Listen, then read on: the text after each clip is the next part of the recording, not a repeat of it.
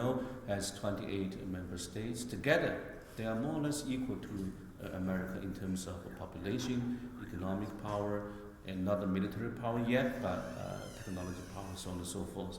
And finally, we have what we used to call Asia Pacific, but now we call Indo-Pacific region. This is indeed one of the, and I would say perhaps the most dynamic region today and for future decades. And this region includes obviously Northeast China, Northeast Asia, China, Japan, South Korea, and Southeast Asia, including ASEAN, 10 member states in South Asia, India, Pakistan, and so on and so forth. So this Indo-Pacific region is indeed, as many would say, the future of global development. Not only because of they have large population, and I think India has 1.3 and maybe even 1.4 billion population now, and India and China together account for maybe 2/5 of global population. So if you make India and China, these two countries grow, then you would have global growth as a result. So Indo-Pacific region is becoming sort of a center of gravity, mostly economically at this moment. This also means we are perhaps at the very beginning of a shift from so-called Western power to non-Western power. We're not only talking about Asia, because we're also talking about Africa, Latin America, you mentioned Nigeria, we have Brazil, we have South Africa, so on. So maybe it's not a right term to say West and non-West. I think those terms tend to be misleading, but if we have to use a term, let's call it non-Western power. So there is a shift from the West to the non-West, so to speak. And within that, we have the rise of China, of course. And we in China have personally experienced the rise of China, mostly economically, but also socially and politically. And with that, we also can talk about what some people would call the decline of America and the US. And I personally would caution that I think we need to add a relative to the decline of the US in front of the decline. Why? Because these numbers will tell you why. If you look at this figure, this shows the US still accounts for roughly 1/4 of global GDP. That's 25%, and China perhaps 15%, and others, Japan, Germany, and by the way, India is already the 6th largest economy in the world, depending on how you estimate that. So this is again the figure that shows the U.S. is not really in decline. Why? Because this figure, we have 5 lines here representing 5 different countries. Can you see the names of the country from the behind, students? No? Yes? No? Okay, it's even better if you cannot see the names. Because the 3 lines at the bottom, they are not moving so much, right? They have sort of stabilized over the last 20 years. This is starting from year 2000. So year 2000, as you can see, obviously the top line is the US and the green line is China. So year 2000, China was about 1/4 of Japan's GDP. That's year 2000. And we know what happened around the year 2001, and China joined the WTO, and then became an exporting powerhouse, and the economy really took off. So by year 2008 or 2009, when we had the global financial crisis, China surpassed Japan as the number 1 economy in Asia, and continued to grow like this.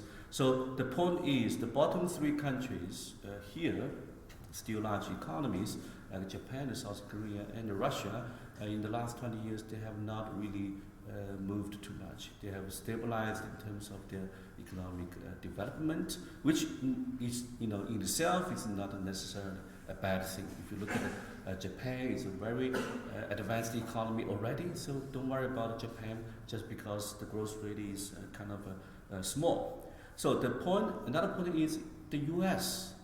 If you look at this, the U.S. growth rate has been very nice compared with other major economies. Indeed, if we remove the green line from this figure, right? If we remove China from this Earth, for example, the U.S. would be in a very comfortable position. Why? Because you are the leading country, you are the hegemon, and the gap between you and all other economies, countries, actually is getting larger and larger, except maybe one country, that's China, or maybe except also India.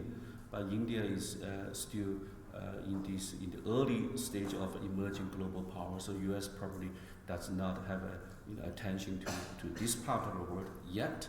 But this is what we have been seeing for the last 20 years.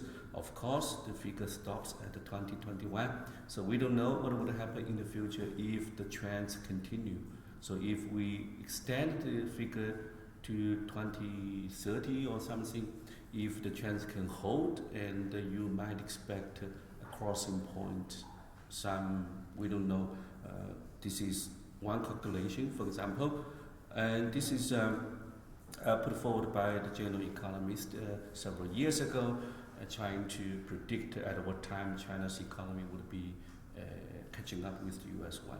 So this is the dynamic model, meaning that you can put in your own numbers here. For example, this is starting from 2015. So my estimate is starting 2015, for the next X number of years, China's average growth rate would be around 5%, which is a reasonable estimate because China's economy has been slowing down in the last 5 or 6 years now, growing at 6.3 maybe this year, or even 6.2, depending on how the trade war goes and all that. And the U.S. growth rate, I put the number to 2.25 because that's more or less in line with the last decade U.S. growth rate.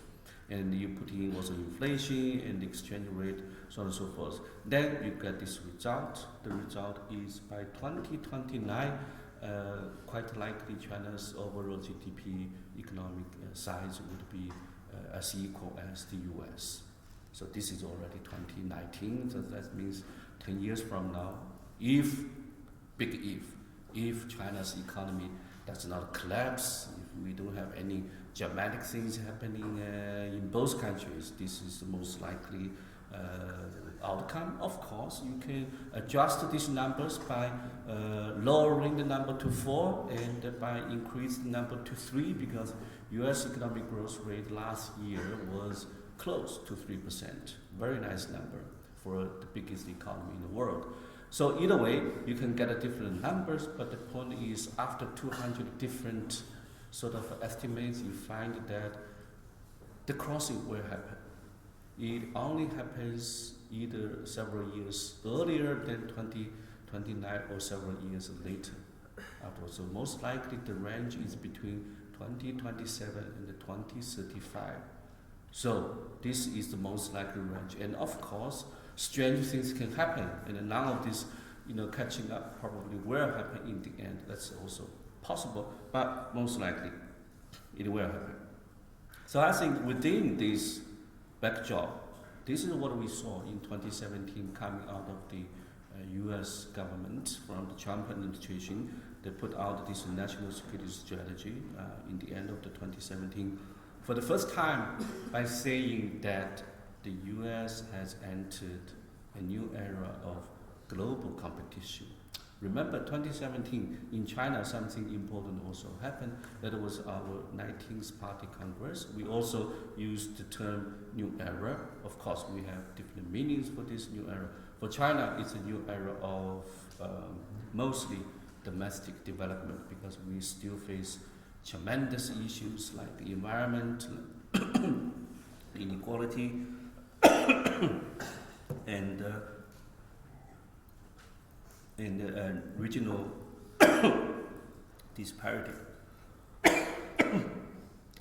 But for the US, the new era of global competition is new because after 1991, if you remember, Francis Fukuyama wrote a very famous book called The End of the History, basically by saying we are no longer in any sort of a competition because the liberal democracy model has won by outperforming the Soviet Union model. So that was in 1991.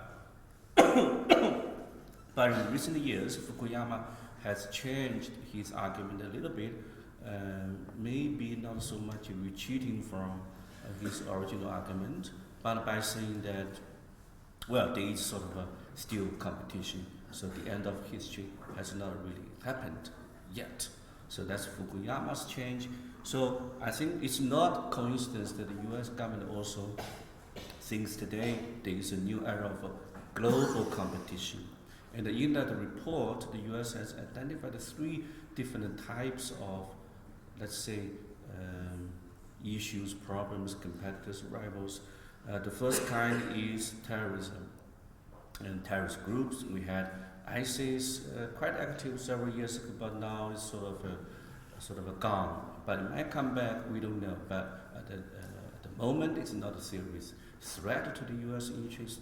And we have the second category, some middle powers with nuclear ambitions. That means Iran and North Korea, and these are middle powers that are actually far away from the US, not able to threaten US core interests, but could cause a lot of trouble for US allies in that region, in Asia, for Japan, in the Middle East, for Saudi Arabia, and so on. And the first level of competition is coming from 2 countries, 2 major powers, one Russia and one China. The interesting thing is China actually in the 2017 report was for the first time in 40 years mentioned by the US as an open and major competitor or even a threat to the US. So this was new. Before that, it was always Soviet Union, Russia after the end of the Cold War. Russia today is, in the eyes of many US policymakers, not really sort of a peer competitor because of economic reasons, because of many other reasons. So Russia has a strong military still, for example. That's the most threatening thing to the US interest. But economic-wise, I think Russia is kind of struggling because of its structure and its over-reliance on energy and so on and so forth. So, for the first time, China was mentioned as kind of a peer competitor to the U.S., even though within China we don't think so, because we are not confident enough to believe that we are already a peer competitor to the U.S. But maybe the report was talking about 10 years from now, 20 years from now, even 2049. So we could become a peer competitor. But some things still needed to happen between here and there. So either way, China was identified openly and widely by the U.S. as a threat, as a competitor, and even an enemy in the eyes of many thinkers and the policy strategists. Either way, I think it doesn't matter what the report actually said or mentioned. I think what's important is the action. So action is what we are witnessing today is the trade war, and to a lesser degree, tech war between the 2 countries. So why did the trade war happen? I think there are many explanations. I don't have time to go into the details. I just wanted to point out that the trade complaints or frictions between the 2 countries have existed for a long time. I would say after 2001, when China joined the WTO, because there are long-term grievances from the U.S. that China has not really abided by the WTO rules. China has violated IPR rules. China has stole American technology, so on and so forth. So those are really nothing new. The new thing is when Trump took over, and Trump personally took this issue very, very seriously partly because he was very, very obsessed with the trade number, particularly trade deficit number. Either way, the trade war officially started early July, so it's been going on for a full year now, and we do not see the end of the trade war yet. And even if there is some sort of agreement, which I think is likely sometime this year, it doesn't mean the end of the trade war. It only means a little bit of, like you said, a truce. Then there are things that are more fundamental about this relationship, about this economic relationship, that I think will put some damage to these two countries. So, for example, after the trade war started last July, we have seen a dramatic decline of Chinese direct investment to the US. In 2016, 2017, those 2 years were the peak of Chinese foreign direct investment to the US. 2016, we saw about $45 billion of Chinese money going into the US, buying companies, buying movie theaters, buying all sorts of things. 2017, we saw roughly about the same amount of Chinese money going into the US. But in 2018, because of the trade war, because of the more restrictive American laws on Chinese money, Chinese foreign direct investment to the US dropped about 90% in 2018. So last year, the foreign direct investment to the US was only about $4 billion. This year, we have passed 6 months, zero growth, and possibly, I think, negative growth. So basically, Chinese money going to the US has stopped, mainly because of the trade war, but also because of some of the legal issues involved in this. So that's not going to come back even if we stop the trade war, because there are domestic laws in the US that now actually scrutinize Chinese money investment from a national security perspective. So even if we can stop the trade war, this will not stop, which is a big problem for the economic relationship. And also, if you look at some other economic numbers, they tell more complicated story. For example, for the first 6 months of this year, first 6 months of 2019, maybe you are aware of this statistic, the US is not China's #1 trading partner for the first 6 months of this year. It is the EU.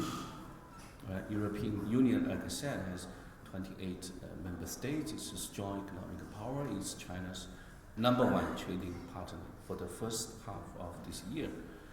The #2 trading partner of China for the first half of this year, again, it's not the US. It's ASEAN, the Southeast Asian member states. The #3 trading partner is the US. Now, so likewise, China also is not US #1 trading partner. It's #3. So I think this is a trend. This is a trend will only continue for some years to come. And if you look at the stock markets, I think you get a more interesting picture, because in China, the stock market has not performed well for the last several years, thanks to domestic economic situation and also the trade war. The US market has done relatively well. It's still growing, and very recently created an all-time high in recent years. So China stock market is mainly issue about confidence. if you lose confidence in the future development or in the stock, overall stock market in the U.S., so the market will go down. So that shows the trade war has done some damage to Chinese confidence in the economy, but not really the overall economic performance. And also because the stock market in China is not as important as it is for the U.S. The stock market in China only is about 25% of the annual GDP, and not the U.S. is about maybe 80 to 90%. So these are the usual people we read from newspapers when it comes to U.S.-China trade relationship, and there are more moderate people on the right, including Wilbur Ross, Stephen Mnuchin, relatively moderate. There are more hardliners on the left, including Peter Navarro and Robert Lighthizer. They do have kind of different opinions as to what to do with China, and they have different policy suggestions as well. And on top of that, you have Trump, who has created a lot of headache for our IR scholars, because we didn't used to, read Twitter every day. Now we sort of have to every morning when you wake up, the first thing you do is to read Twitter to see what he said last night, just in case something happens. And it turns out in many cases, you have to embrace a huge uncertainty. And by the way, a real story, and one friend of mine from Beijing last year told us he has got some psychological distress issues because he had to read the tweets every day, and all that. Being an IR scholar these days can be a huge pressure. So, be careful when you choose your major. So the Trump factor is very huge, let's say, uncertainty, because we have Professor Marx from here. Maybe he can tell us more about this situation. We just don't know what President Trump really wants, or what he wants and when he wants, because he can forget about whatever he has said before and change his positions just in one Twitter or more. And also, I think adding to this is the upcoming uncertainty in the U.S., because we have general election again in 2020, and we just don't know who would win, because looks like Trump is still very strong in certain areas, particularly with the base, but also looks like in certain areas they are very strong force against him. So let's say maybe now 50-50 chance he could stay, but we could also face a new White House host next year. But this also affects U.S.-China relations, because Trump is Trump being Trump, he's unpredictable, but he's also surrounded by people who have some sort of let's say extreme views about not only China but also the whole world. National Security Advisor John, for example, he's very hostile toward international institutions like the UN. He didn't like the UN. He possibly wants to destroy the UN, and other people also don't like multilateral mechanisms so much. So this is really a very unique kind of administration in many ways.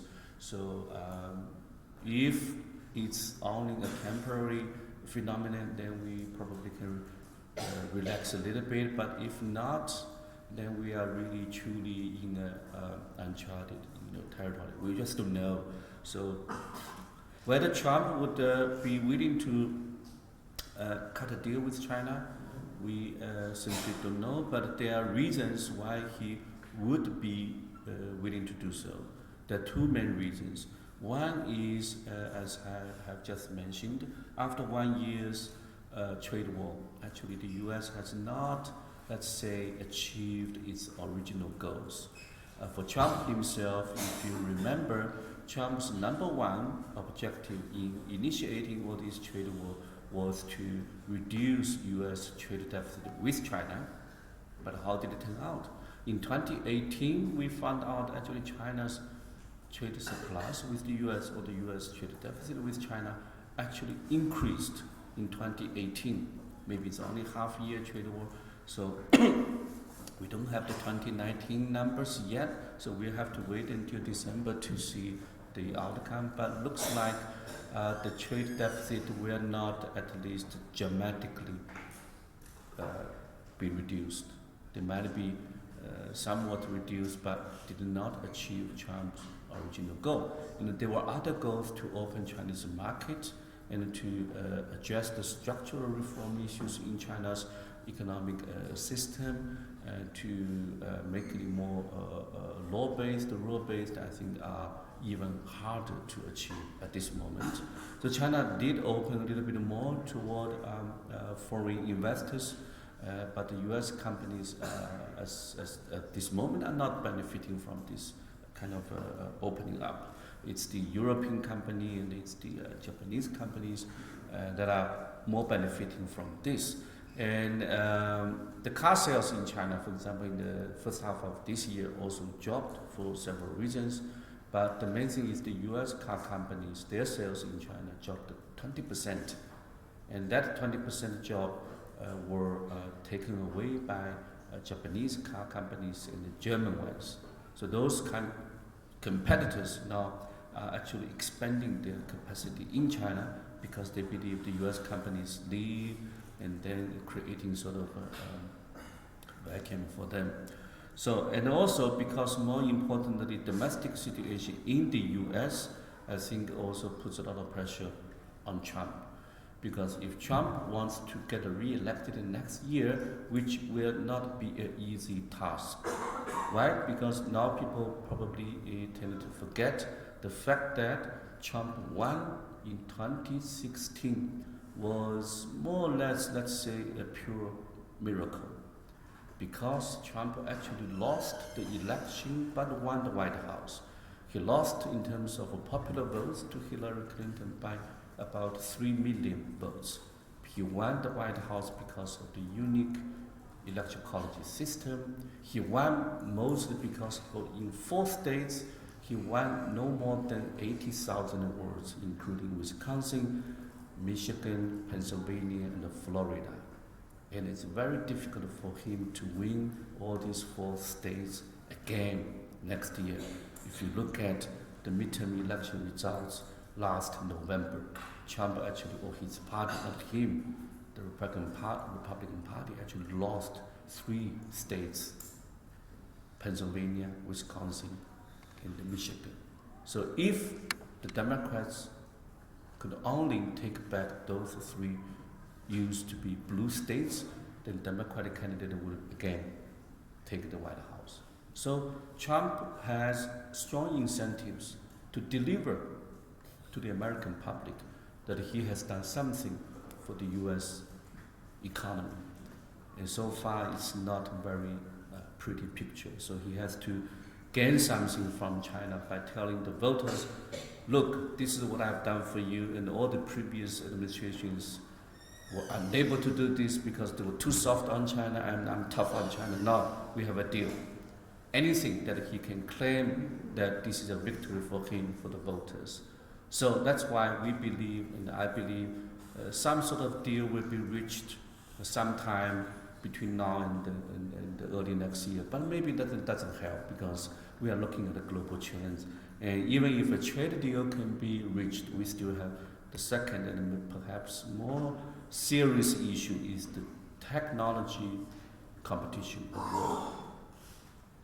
Well, why the technology competition and the war? I think we have the very controversial case, the Huawei case these days, grabbing all the attentions and all the headlines, and we have been bombarded by this discussion over the last 6 or 7 months, I believe. This is only one example. I think that it probably symbolizes upcoming technology competition between China and the U.S. And why is that? I think it's because mostly that we have been, let's say, sort of surprised by how quickly some of the Chinese tech companies have developed over the last 10 years. Because 10 years ago, right, when we talk about technology companies, nobody would have mentioned the Chinese ones because they were Google, they were Apple, they were IBM, Microsoft, and even Alibaba and Tencent and other companies 10 years ago were really only at the very beginning stage. So there was no Chinese tech companies to speak of actually only 10 years ago. And today they are still babies, so to speak, compared to Microsoft and IBM, and the like. But they're growing fast, in some sectors very fast. And that is mainly, I believe, a result of R&D spending. And when you spend more on technology, or actually when you spend more on anything, you grow, you get outcomes. So this figure tells you very clearly, in year 2000, China's spending on R&D was very, very miserable. And over the years, China has surpassed other countries and they eventually become now the second largest spender on R&D behind the US. So I think if you look at this figure, and you wouldn't be surprised that some of the tech companies have emerged and developed. And China's spending on R&D this time, I believe, is around 2.5% of China's GDP. And the US spending, I believe, is about 4% of US GDP. And because US GDP is also much larger, so the US GDP, US spending on R&D is also much, much larger than China's. But the point is, China has been catching up in this category, and therefore there is no surprise you have seen the emergence of certain tech companies in certain areas. Alibaba, Tencent, and Huawei, and Xiaomi, and I know some of them are quite active in India, investing and doing all that. So, and also China's innovation system has gotten better. This is some sort of a debatable issue and controversial because many people believe China cannot innovate because China tends to be very good at copying things from others. And when you had Facebook, we had what in China?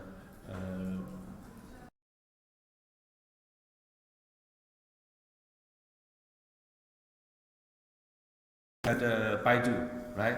You had Apple, we had now Huawei and many others. So, but now things are changing in some sectors because in some areas, some Chinese companies actually growing faster than other counterparts.